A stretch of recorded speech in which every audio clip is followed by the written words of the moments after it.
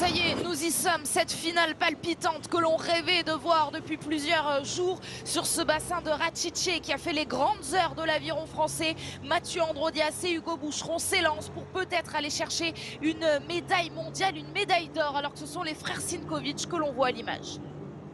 Très bon départ des Espagnols qui font 4e à Tokyo. On s'attend vraiment à une très belle embarcation espagnole aussi, mais là Hugo et Mathieu sont déjà dans le paquet, impriment leur rythme, restent bien dans leur longueur, dans ce qu'ils savent faire de mieux pour le moment.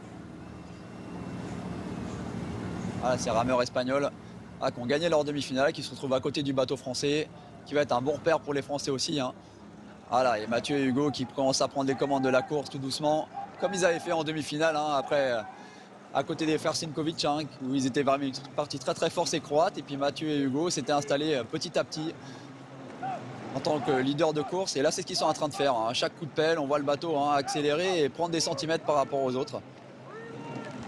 Alexis Besançon, leur entraîneur, disait en milieu de semaine, sur le papier, ils sont au moins aussi forts qu'ils l'étaient l'an dernier à Tokyo. Ils ont en plus remporté leur demi-finale. Est-ce qu'aujourd'hui, ce sont eux les favoris de cette finale? Ouais, c'est les favoris. En tant que champion olympique sortant, et justement, on s'attendait à un bateau croate énorme dans la concurrence. Et là, avoir battu les Croates déjà en demi-finale, on peut dire que Hugo et Mathieu s'installent en tout cas en tant que leader de cette finale.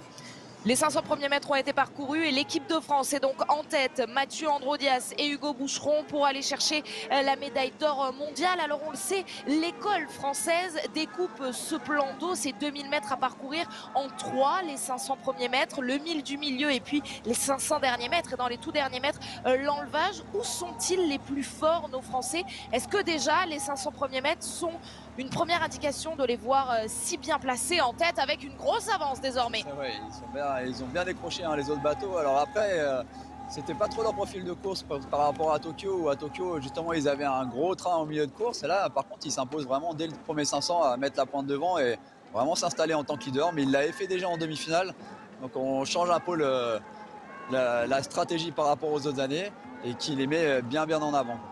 Là, pour bien comprendre, alors qu'on est en train de voir le bateau français qui est en train de s'envoler, ce sont les tricolores qui sont bien plus forts que les autres et pas, par exemple, ce qu'on a pu penser en demi-finale, les autres embarcations qui sont moins fortes. Par exemple, est-ce que les frères Sinkovic ont eu un problème en demi? On s'est posé la question. Non, là, ce sont les Français qui sont clairement au-dessus du lot. Voilà, clairement au-dessus du lot. Ils imposent leurs pattes de fabrique, ils restent vraiment longs là, ils font l'effort de bien déplacer le bateau tous les coups.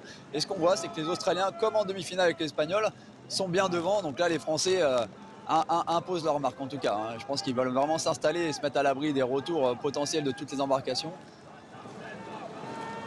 Ça y est, on arrive au milieu de la course. 1000 mètres ont déjà été parcourus. Est-ce qu'on pourrait voir à ce moment-là un retournement de situation? Est-ce que des équipes quand même pourraient se rapprocher de l'équipe de France ou l'écart est fait? Déjà, par rapport aux 4 embarcations derrière, on va dire que l'écart est fait. Il y a les Australiens qui restent quand même pas trop loin. Et après, les Espagnols, eux, ont un finish extraordinaire parce que c'est là-dessus qu'ils avaient battu les Australiens dans la demi-finale. Mais là, ils créent quand même un peu l'écart. Je pense qu'ils sont capables de créer encore de l'écart jusqu'aux 1500 mètres. Après, on avait vu en demi-finale ou sur les éliminatoires qui crochetaient un petit peu sur les derniers mètres. Mais peut-être que là, comme c'est une finale mondiale aussi, ça va changer un peu la donne.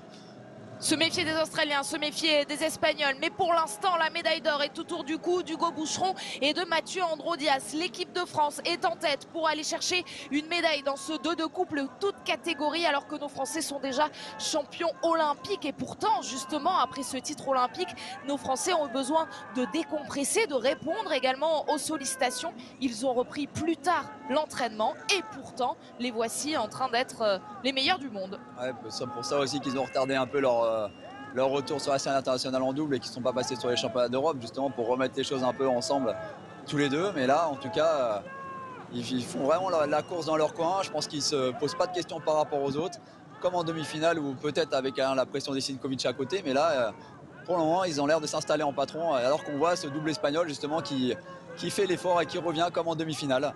Dans les 500 derniers mètres, donc, est-ce que ça va se jouer pour la médaille d'argent et la médaille de bronze entre les Australiens et les Espagnols? Est-ce que quand même l'équipage croate va répondre à son statut. Est-ce que les frères Sinkovic vont quand même revenir au contact pour se disputer la médaille? Eh bien non, on ne les voit pas pour disputer la médaille. Ça se jouera entre les Australiens et les Espagnols, mais qu'ils sont loin, les frères Sinkovic, c'est aussi l'information de cette finale. Ouais, bah, ça confirme un peu qu'il n'y avait pas eu d'intox pendant la demi-finale et que bon, pour le moment, ils ne sont pas au niveau du double mondial français.